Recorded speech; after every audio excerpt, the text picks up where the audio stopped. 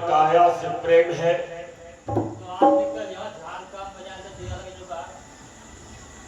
अगर इस शरीर से इतना प्रेम है भैया, इस माया से भी ज्यादा प्रेम है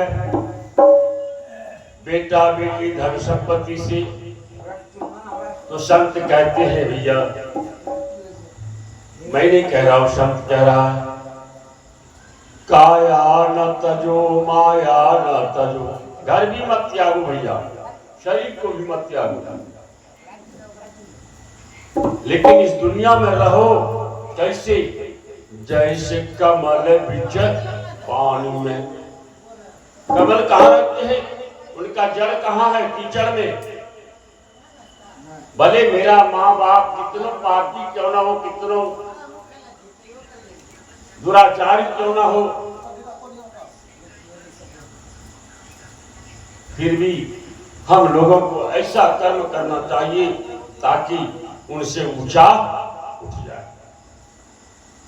वही कहते कमल का माता है जल और पिता कीचड़, लेकिन भैया दोनों से वो अलग हो जाते हैं। ना जल कीचड़ में रहते ना जल में रहते हैं, वो जल से ऊपर होकर के संसार को खुशबू प्रदान करते हैं। सब लोग उसे लेने पाने के लिए ललायत रहते हैं। उसी प्रकार से भैया अपना जीवन बनाइए। भक्ति और भगवान का ये रिश्ता है मेरे भैया, जिसने हम लोगों को बनाया इतना सुंदर शरीर, उसके लिए हमें कुछ तो त्याग करके पाना होगा। चंद्रमा छोड़ सकती नहीं, चंद्रमा कभी चांदनी से अलग रह सकती नहीं। अरे काया छोड़ कभी माया से अलग रह सकती नहीं। कभी हम लोग चंद्रमा को अगर कह दे कि तुम चांदनी को इधर छोड़ दो और तुम अकेले घूमो, ऐसा संभव होगा क्या? उसी प्रकार से मेरे भैया ये काया है, तो काया से माया कभी छूटेगा ही नहीं। छूटेगा क्या? अरे सूर्य कभी प्रभा छोड़ नहीं सकते, सूर्य कभी प्रभा छोड़ नहीं सकते, अभाग्य भक्ति छोड़ नहीं, सूर्य कभी प्रभा छोड़ नहीं सकते, भाग्य भक्ति कभी छोड़ नहीं।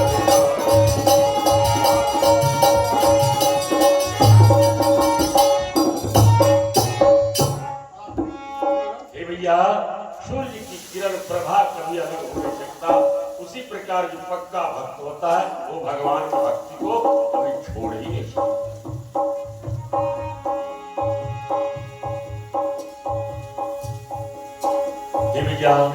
रे मन मूर्ख कब तक जग में जीवन व्यर्थ बिताएगा, जीवन व्यर्थ बिताएगा, जीवन व्यर्थ बिताएगा।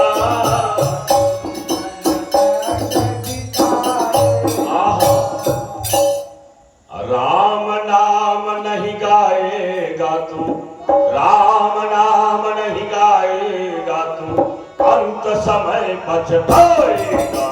राम नाम नहीं गाएगा, अंत समय पछताएगा।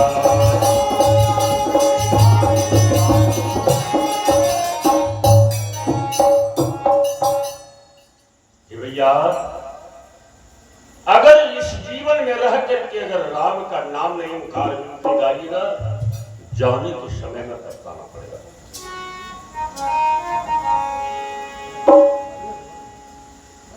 जिस मुंह से इतना सुंदर वाणी दिया है बिना पैसे का, कभी पैसा मांगा क्या? कि तुम्हारे मुंह में इतना सुंदर वाणी दी है, आवाज निकलता है, तो ये आवाज बनाने वाला कौन? मेरा माई बाप है क्या? किसी के माई बाप ने आवाज दिया है मुंह में? कि भगवान जगत पिता परमेश्वर जी ने राम करते, उन्होंने हमारे मुखार बिंद में इतना सुंदर वाणी दी है। इन मुख से जो राम नाम नहीं गाएंगे भैया, वो अंत समय में अवश्य बताएंगे।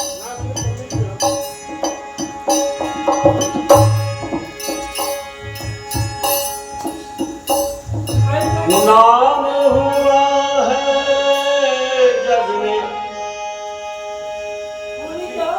नाम हुआ है जग में, कन्हैया कृष्ण निराला का, कन्हैया कृष्ण निराला, कन्हैया नाम हुआ है जग में,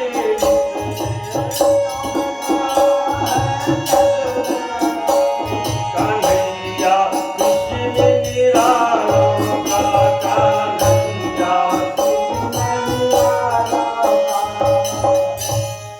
अरे कर्म किया था वीरों का, कर्म किया था वीरों का, और भेष बनाया ग्वालों का, कर्म किया था वीरों का, और भेष बनाया ग्वालों का।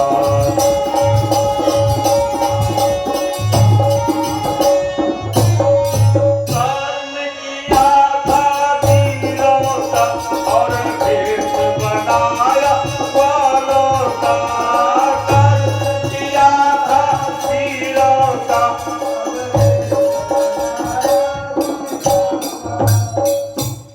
हे भैया, इस संसार में उसी का नाम होता है जो कि कर्म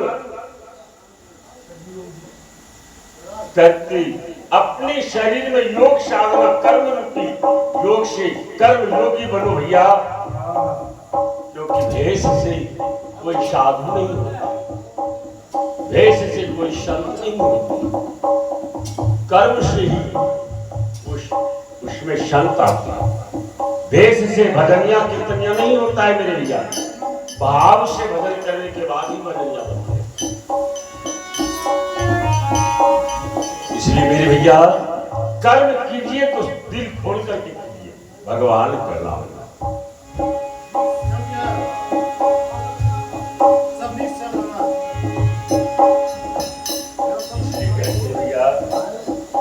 आज हम लोग इस श्रावण महीना के पावन दिन में श्री ठाकुर जी के चरणार बिंद में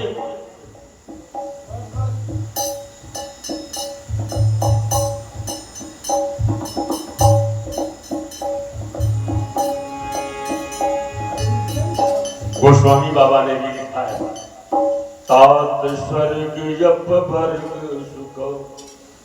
अगर जीवन में चाहते हैं कि हमें सुख की प्राप्ति हो, तो भगवान नाम को धारण करें हृदय से, तभी सुख मिल सकता है मेरे भैया। नहीं तो जीवन भर भजन कीर्तन करते रहिएगा और जीवन भर रोते रहिएगा, सुख नहीं मिलेगा। सुख उन्हीं को मिलता है जो कि छल कपट प्रपंच को त्याग दे। कहते हैं, तात स्वर्ग अपवर्ग धारियो तुला एक ले न ताही सकल मिली जो सुख लब एक लब एक निमिष अगर सच्चा दिल से भगवान का संग कर ले, क्योंकि भगवान सत्य है। सत्संग किसे करते हैं? मानव का संग करने से सत्संग नहीं होता है। हजारों हजार भीड़ में सत्संग नहीं होता है मेरे भैया। लेकिन भैया जो सत्य का संग करे उसे सत्संग कहा जाता है। एक होता है सत्संग यानी मूर्ख का संग,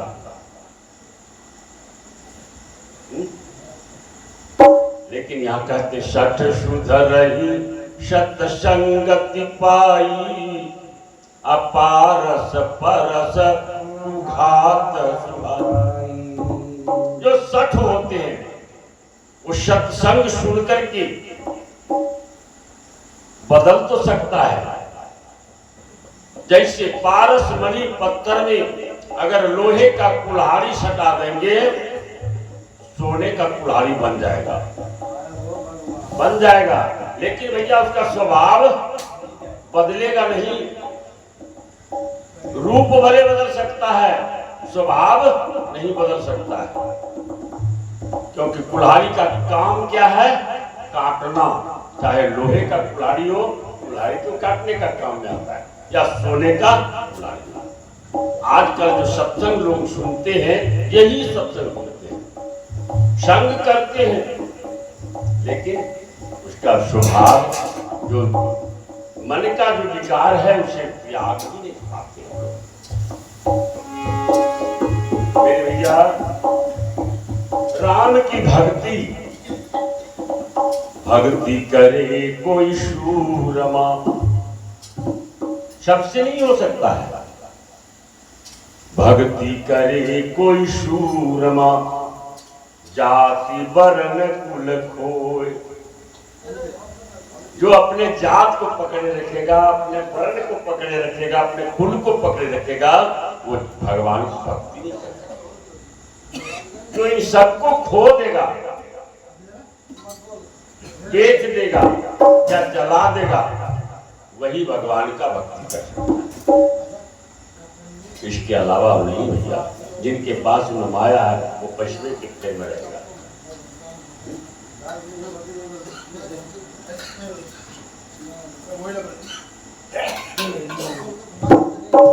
ये भैया थोड़ा सा कम में करिए। इसीलिए मेरे भैया, भगवान ने मैया सबरी को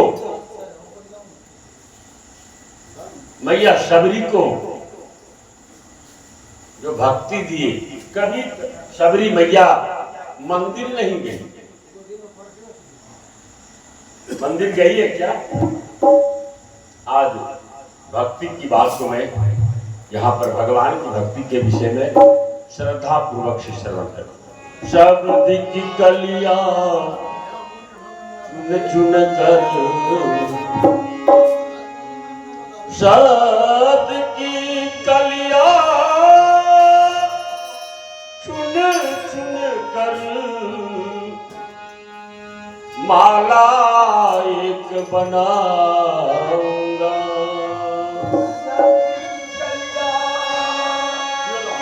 चुन कर माला एक बनाऊंगा। रामायण की अमर कथा, रामायण की सबरी प्रसंग सुनो। रामायण की अमर कथा, सबरी प्रसंग सुनाऊंगा।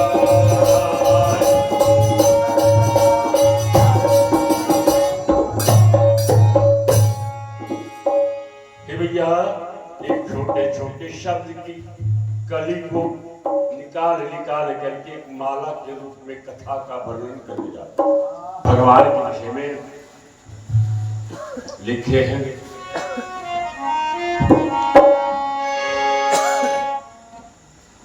सुनिए सज्जन सच्ची घटना, रामायण दर्शाते हैं।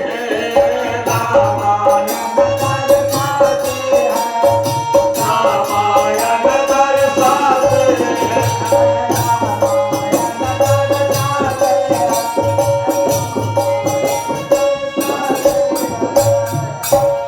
भक्त और भगवान का रिश्ता, भक्त और भगवान का रिश्ता,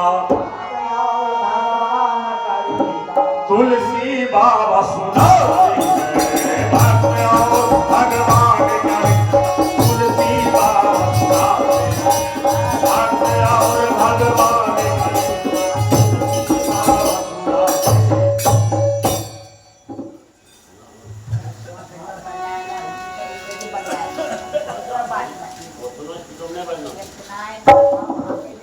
हैं। पूर्व जन्म की महारानी।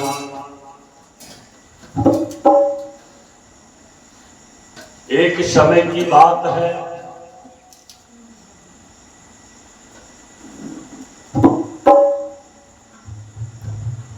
एक राजमहल में बड़ी बड़ी महारानी राजभवन में रहते रहते उन्हें सत्संग की प्राप्ति नहीं होती थी और उनके मन में पूर्व जन्म का कुछ भगवान के प्रति बीज था, भक्ति थी। तो एक दिन राजा से बोले, हे प्रभु, हे महाराज, मेरा इच्छा है कि संत के साथ में मिलकर के थोड़ा सा सत्संग का श्रवण करूं मैं।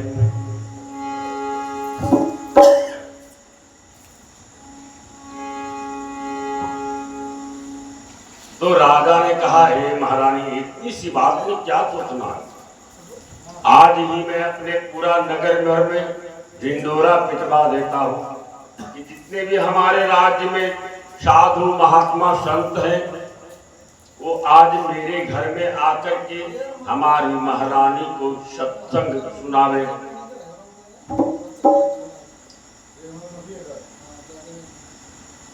राजा ने भैया ढिंडोरा पिटवा दिए।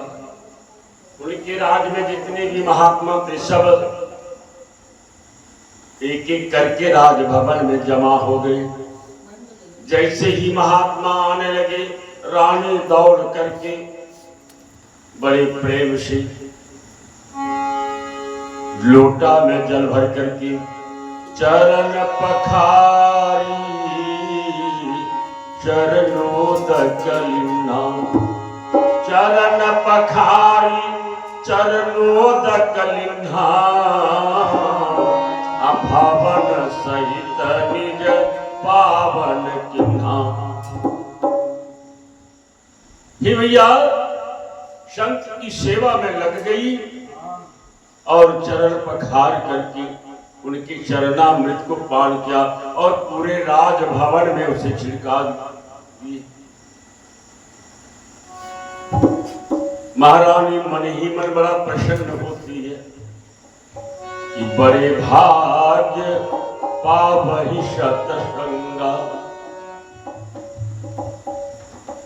आज मेरा भाग्य उदय हुआ जो मैंने आज सत्संग की प्राप्ति के लिए प्रयास किया।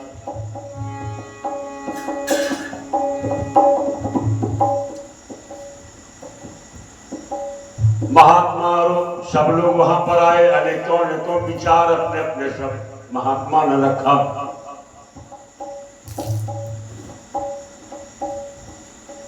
तीन दिन का सत्संग थे।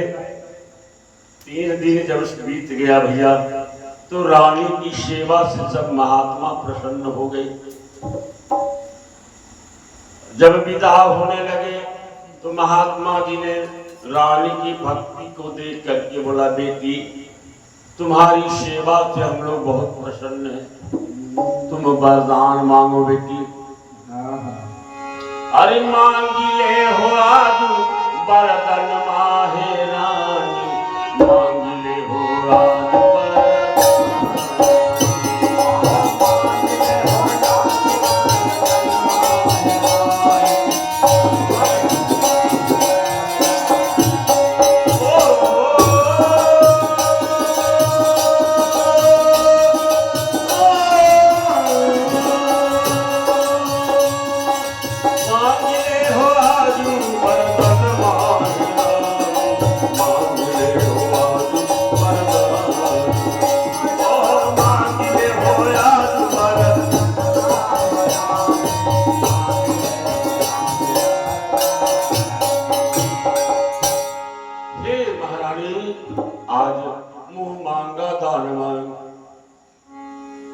धन मांगो रानी मांगो खजाना मांगो।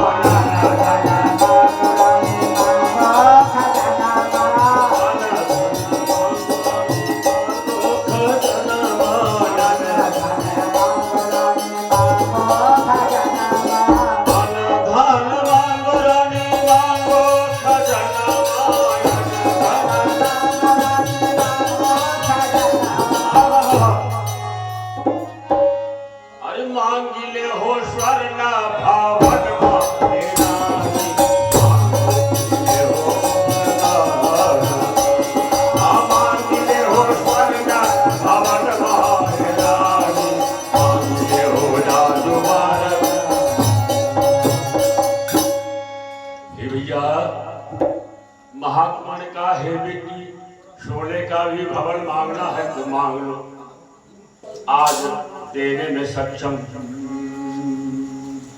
रानी दोनों हाथ जोड़ करके आगे में खड़ी हो जाती और नेत्र से जल की धारा बहने लगती है। अब उनके नेत्र में आंसू देख करके महात्मा लोग आश्चर्यचकित हो जाते हैं। हे बेटी, तुम्हारे आंखों में आंसू क्यों? बताओ क्या ऐसा दुख है? बड़ी बड़ी तपस्वी ऋषि महात्मा थे जो हर चीज देने में सक्षम थे। बोले प्रभु, हे महात्मा ने आपकी दया से मुझे सब कुछ है, अन्न धन खजाना सब कुछ है, सुंदर भवन भी है, मैं राज रानी भी हूं, आपकी कृपा से हमें सब कुछ प्राप्त। बोला हे बेटी, तुमने जो हमारा सेवा किया तो हमारा भी फर्ज होता है कि मैं सेवा का फल अवश्य कुछ दान करूं। बोले हे बाबा, अगर वास्तविक में आप सच्चे दिल से हमें वरदान देना चाहते हैं तो मैं जो मांगूंगी क्या वो आप दे सकिएगा? बोला हाँ। महात्मा ने सोची क्या मांगेगी? बेटा मांगेंगे और दो चार राजपाट मांगेंगे और क्या मांगेंगे? महात्मा जी ये कभी सोच ही नहीं सकते जो बात रानी मांगने जा रही है।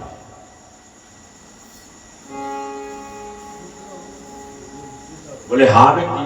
तो रानी कहती है बाबा, पहले आप वचन दीजिए कि मैं जो मांगूंगी वो आप हमें इनकार नहीं कीजिएगा, हमें निराश नहीं कीजिएगा, मैं जो मांगूंगी वो आप अवश्य देंगे।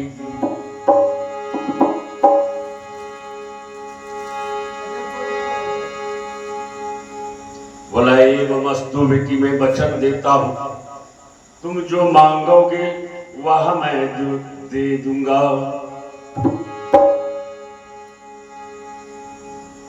रानी दोनों हाथ जोड़ करके खड़ी हो जाती। देखने में कुरूप रहूं, देखने में कुरूप रहूं, प्रभु की भक्ति बनी रहे, देखने में कुरूप रहूं, प्रभु की भक्ति बनी रहे। जब तक प्रभु का दर्शन ना हो, जब तक प्रभु का दर्शन ना हो, लाखों दुख सहती रहे। जब तक प्रभु का दर्शन ना हो, लाखों दुख सहती रहे।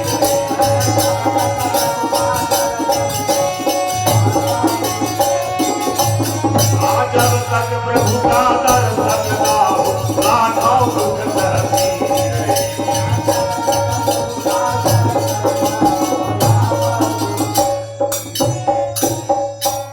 हे बाबा, मैं पहला वरदान यही मांगती हूं कि इतना सुंदर जो रूप मुझे मिला तो राजभवन में राजा हमें विवाह करके ले आई और ला करके इस जेल में हमको बंद कर दिया।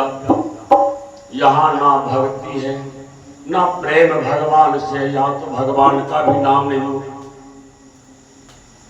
इसलिए हे बाबा, मेरा यही वरदान है कि अगले जन्म में मैं अगर जन्म लूं तो देखने में कुरूप रहूं, लेकिन भगवान की भक्ति हमारे दिल में कभी मिटे ना। देखिए क्या उनकी भक्ति, भगवान की भक्ति बनी रहे। और जब तक कि प्रभु का दर्शन न हो लाखों दुख सहती रहो। अब देखिए यहाँ पर एक संत की वाणी भगवान को स्वीकार करना पड़ा। संत ने कहा है बेटी एवं मस्तु तुम्हें भगवान का दर्शन अवश्य होगा।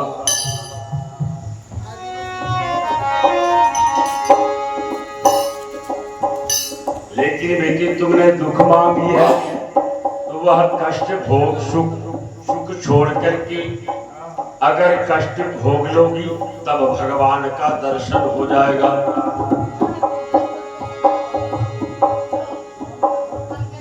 और दूसरे वरदान ने मांगा कि हे प्रभु हे संत महात्मा अभी मेरा यह काया नश्वर शरीर इसी क्षण छूट जाए मैं राम को प्यारा हो जाऊं राम नाम सत्य हो जाऊं।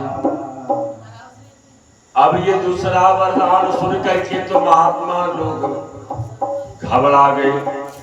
बोले हे बेटी ये कैसी वरदान मांग ली तुमने। पहला जो मांगा वो तो ठीक है लेकिन ये दूसरा वरदान क्यों मांग ली बेटी।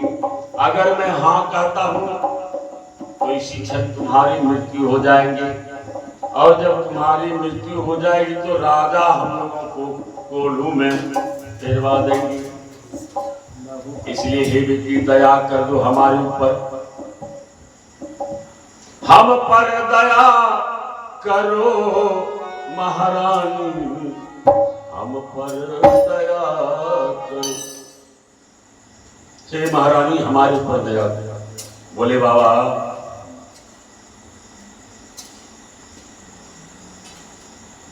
जिह्वा से वाणी नैना से नीर और कमान से तीर जो निकल जाते हैं फिर वापस नहीं आते हैं। भैया जबान से जो वाणी निकल जाते फिर दोबारा वापस नहीं होता है और जो आंख से नीर नीचे गिर जाता है फिर वापस नहीं होता। उसी प्रकार से भैया जैसे कमान यानी धनुष पर से तीर जब छूट जाते हैं तो फिर पुनः वापस नहीं आते। उसी इसलिए भैया कहते हैं बाबा अगर नहीं देना है तो आप लोग जा सकते हैं। बोला बेटी एक दया कर दो तुम्हारा वरदान तुम्हें पहले ही एक वस्तु कह दिया लेकिन इतना करो बेटी कि जब तक तुम्हारे राज्य से हम लोग बाहर नहीं निकल जाएं तब तक तुम्हारी मृत्यु नहीं होगा। जैसे ही हम लोग तुम्हारे राज्य से बाहर निकलेंगे उसी क्षण तुम्हारी गोविंदाय नमः हो जाओ। भैया महात्मा लोग अपना झोली सोटा उठाए और ले पूरा लंबा देखे भाग गए। जैसे ही राज्य से बाहर गया भैया इधर रानी राम नाम शब्द हो जाती है। आज देखिए एक शब्द की वाणी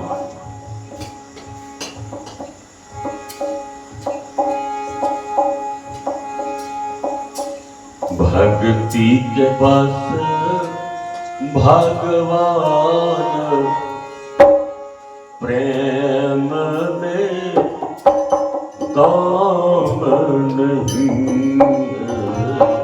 भक्ति के पास भगवान प्रेम में काम नहीं भक्ति के पास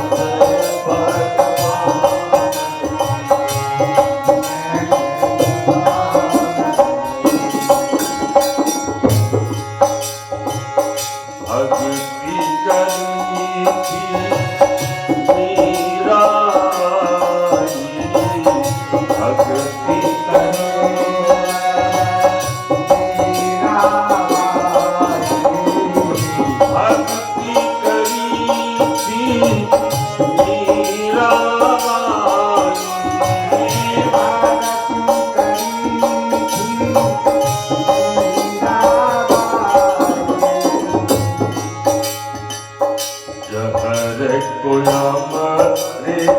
मना करती प्रेम में काम नहीं है जहर को अमृत बनाती प्रेम में काम नहीं है भक्ति के बात भगवान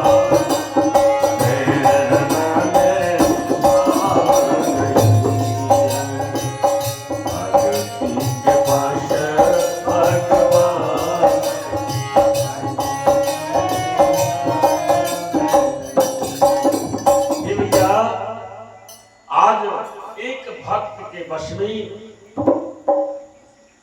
सब संत आ गए और संत की वाणी को प्रमाण रूप में रखने के लिए भगवान को आना पड़ा।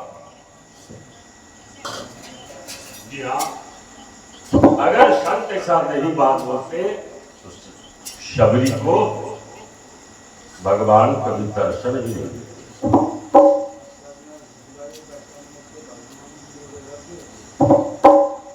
भैया जब रानी वहां पर स्वर्गवासी हो गए, पुनः जब दोबारा शरीर मिले तो पंपापुर एक नगरी थी जहां सावर भील रहते थे।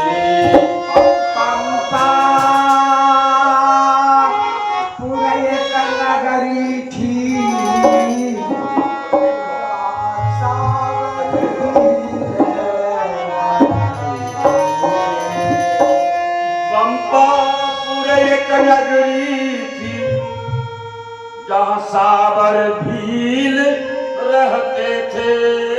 पंपापुर नगरी थी जहाँ सावर भील रहते थे। संतानहीन थे दोनों प्राणी, भगवान भजन वो करते। संतानहीन थे दोनों प्राणी, भगवान भजन वो करते। संतानहीन थे दोनों, भगवान भजन वो करते। संतानहीन थे दोनों प्राणी, भगवान करते।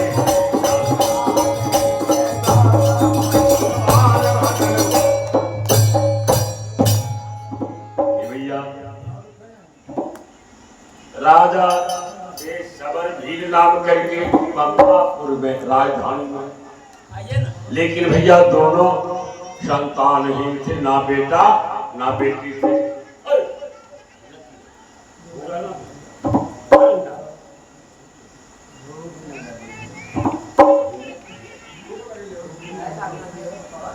भूख लगा,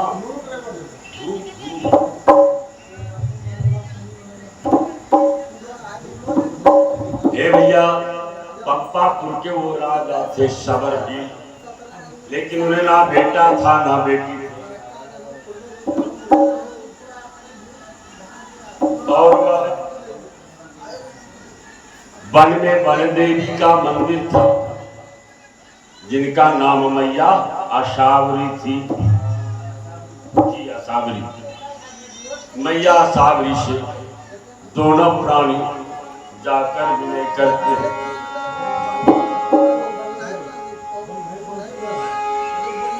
अन्य पुत्र के नामा मिटई बही जय मैया ने पुत्र के नाम मिटाई जय। और पुत्र के नाम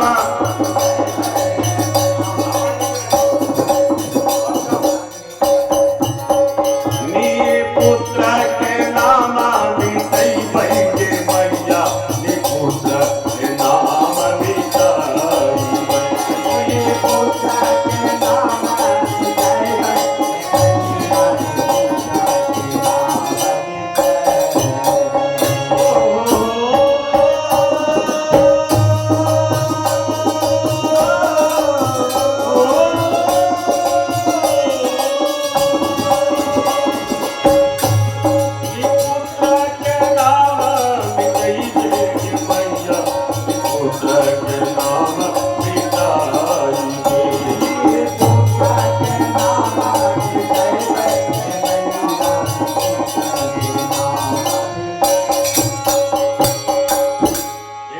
साबरी,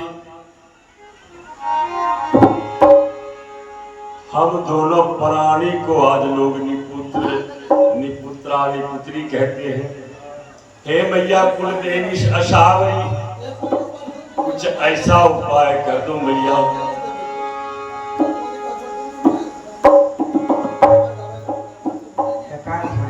ऐसा प्यार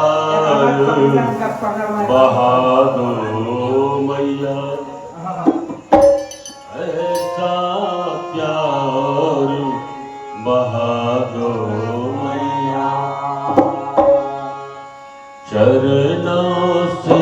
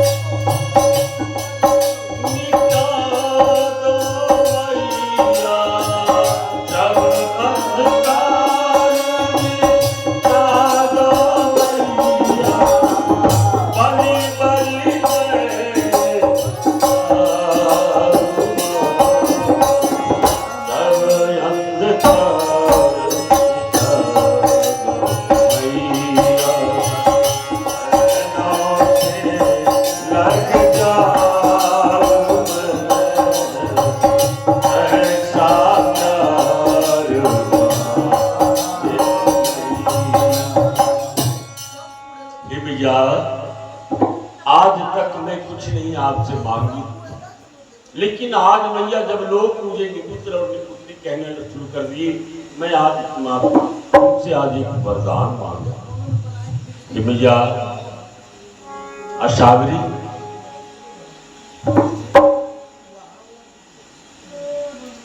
अगर पुत्र नहीं है मेरे भाग्य में कोई बात नहीं, लेकिन कम से कम एक पुत्री भी तो दे दी।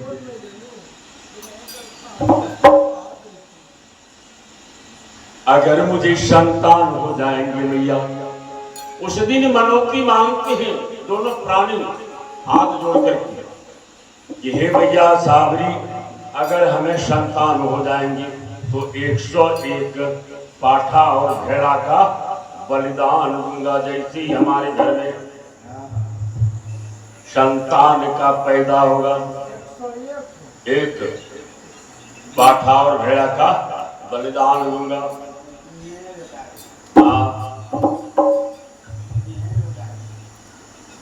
हे भैया, पाठा और भेड़े के लोभ में नहीं है मैया। अशावरी कुल देवी थी, उन्होंने सोचा कि चलो इनके प्रेम को देख करके एक संतान बेटी ही दे देता। वही रानी जो संत से विनय किए थे, उसी के जीवात्मा के रूप में राजा सबर के पत्नी के गर्भ में लाकर के निवास कर देते हैं। मैया सावरी,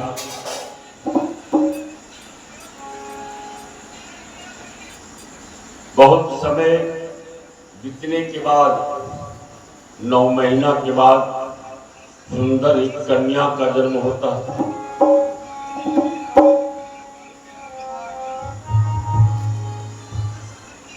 जब कन्या का जन्म होते हैं भैया,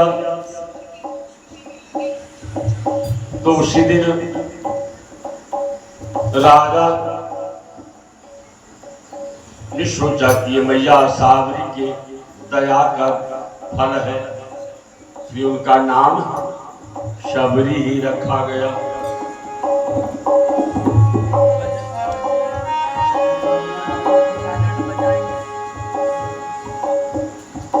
राजा सबर ने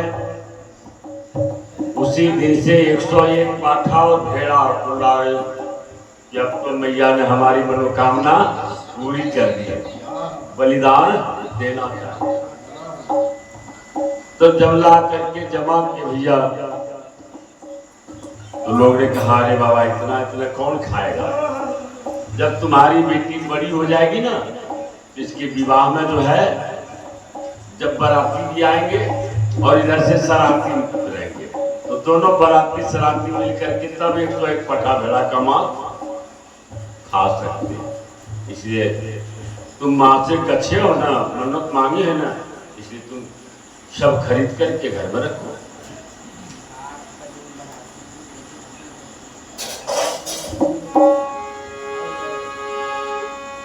जैसे अमावस की चंद्रमा नित दिन यहाँ पे बढ़ती है,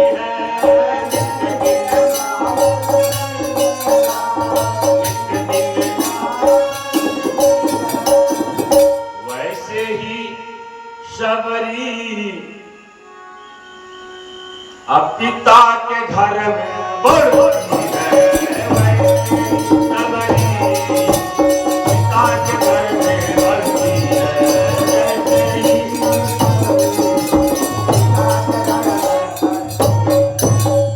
धीरे धीरे शबरी बड़ी होने लगी भैया। अब अपना थोड़ा सा बुद्धि हुआ तो खेल खेल में वो पाठा के स्थान पर चली जाती है। तो वहां क्या देखते, एक बहुत बड़ा विशाल कोठरी है, उसमें पाठा और भेड़ा बंधे हुए हैं।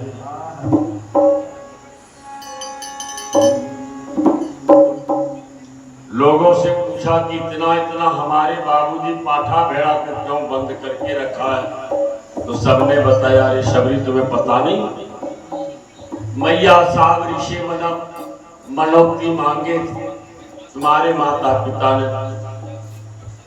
और यही तुम्हारे विवाह के समय में सबको काट करके देवी माँ के चरणों में बलिदान दिया जाए। अब इस बात को लेकर के शबरी मन में सोचने लगी, ये कैसी मूर्खता वाली बात है।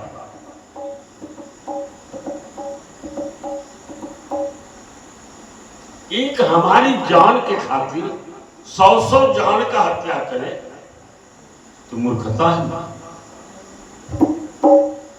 ऐसा नहीं होने देंगे, चाहे जो हो जाए, मेरा ही प्राण क्यों न चला जाए, लेकिन मैं इन 101 पठा भेड़ा का प्राण नहीं जाने दूंगा।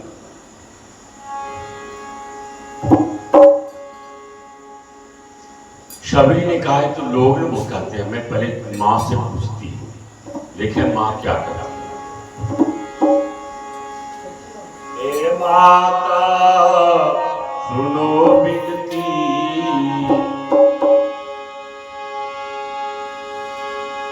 मुझको शंका आती है, सुनो विनती शंका आती है, लगन मेरे शादी के समय ये पाठा भेड़ मंगाई है, ये पाठा भेड़ मंगाई है, लगन के समय पाठा भेड़ मंगाई। ये भैया मुझे शंका हो रहा है कि हमारी शादी का जब लगन होगा इसी बीच पठा भेड़ा को लाए करके बांध दिया भैया। मैया कहती है बेटी किसने तुमसे कहा, ये तो बाबूजी का धंधा है, लाए हैं बांध के रखे हैं, ये सब कोई बात नहीं, जाओ तुम अभी छोटी हो, क्या इससे लेना है। लेकिन भैया कहते हैं ना, पूर्वजनों का जो भगवान का भक्ति था, उसी दूसरे दिन दैव संजोग से देव ऋषि नारद जी उस मार्ग से गुजर रहे थे। तो महात्मा को देख करके शबरी दोनों हाथ जोड़ करके आगे खड़ी हो जाती है। हे बाबा सुनो मेरी बात। हे बाबा एक बात मुझे बता दीजिए कि ये जो अगल बगल वाले लोग कह रहे हैं कि तुम्हारे जन्म के पूर्व ही माँ असावरी को गच्छा है, मनौती मांगा है कि तुम्हारा जन्म होने के बाद 108 भेड़ा का बलि पड़ेंगे, क्या ये बात सत्य है बाबा?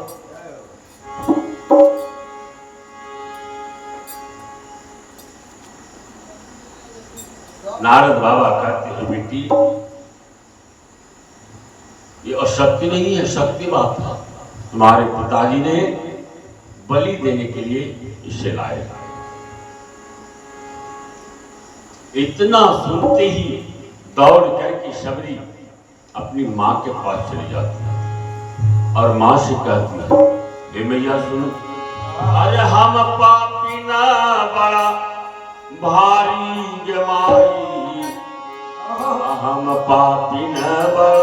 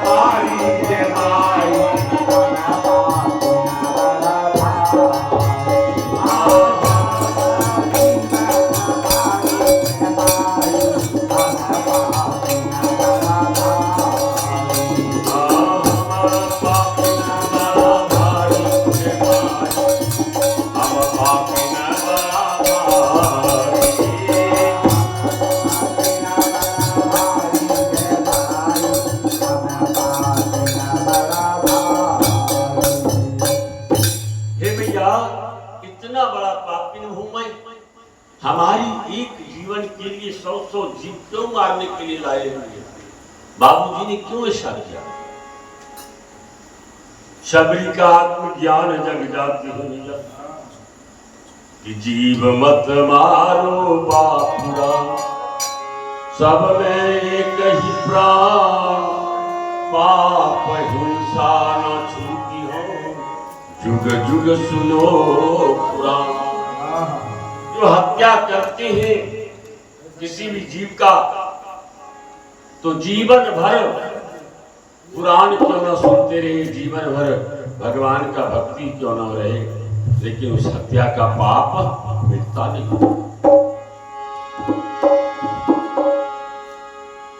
ये भैया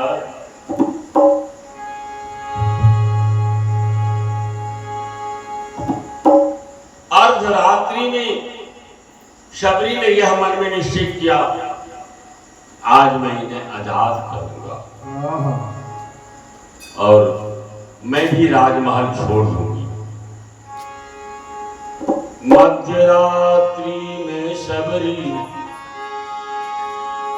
पाठा भेड़ा खोल कर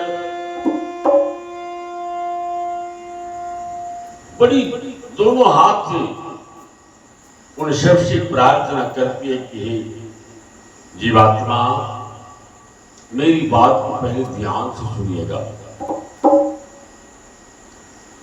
मुझसे आप में से कोई बैर नहीं है। एक बात ध्यान से सुनिएगा कि मैं आज आप लोगों को आजाद करने आई हूं, लेकिन अपना मुख बंद करके रहिएगा। एक भी आवाज किसी के मुंह से ना निकले और धीरे धीरे इस रात्रि में जिन्हें जहां जाना है वो यहां से निकल जाइएगा। तो भैया, आज भी जानवर हमारी भाषा को समझते हैं, हमारी बात को समझते हैं, लेकिन जानवर की बात को हम नहीं समझ सकते। और राखी लियो परमान सारे जीवहारी,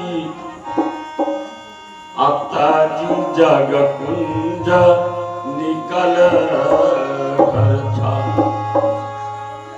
अरे राजमहल को छोड़ के सबरी अपन में कियो बयान है, बन में कियो बयान है। राजमहल को छोड़ के बयान है, बन में कियो बयान। अरे पाठा भेड़ा खोली भगायो, पाठा भेड़ा खोली भगायो, अर्धरात्रि को पाठा भेड़ा खोली भगायो, अर्धरात्रि को।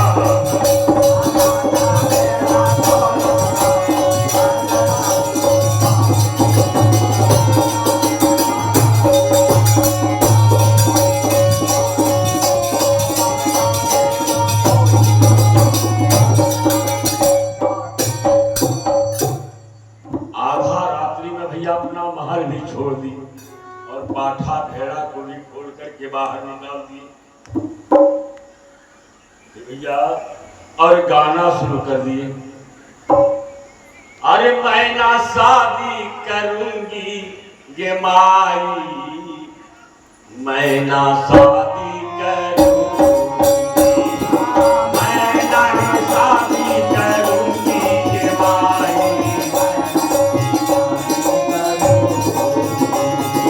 मैं ना शादी करूंगी गे माई, मैं ना शादी करूंगी।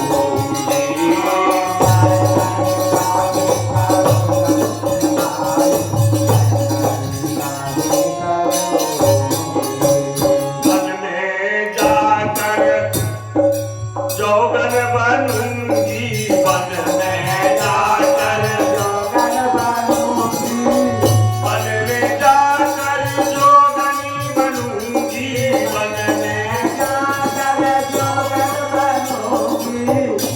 अरे बन ही में दिवस गवाई गे माई, मैं नहीं शादी करूंगी। बन ही में दिवस गवाई गे माई, मैं नहीं शादी करूंगी।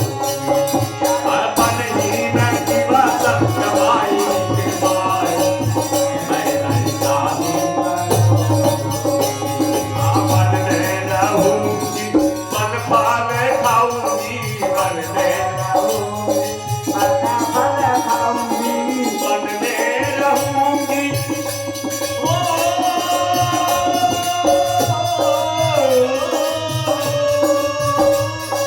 वन में रहूंगी, वन फल खाऊंगी, वन में रहूंगी, फल खाऊंगी। हरि चरण नयन लागी गे माई,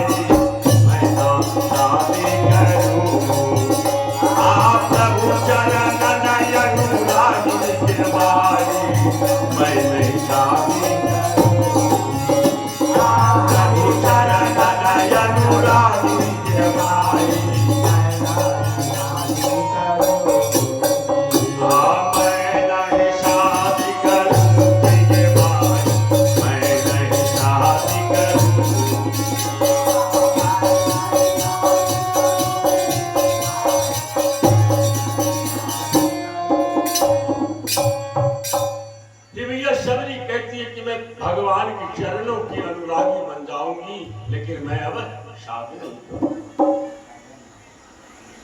और इतना मन में धैर्य धारण करके शबरी आधा रात्रि में अपने भवन को छोड़ करके और जंगल में चली जाती है।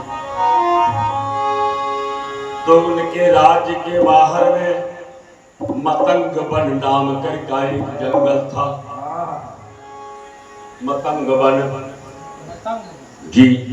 और उस वन के एक बड़े तपस्वी थे संत, जिनका नाम था मतंग ऋषि।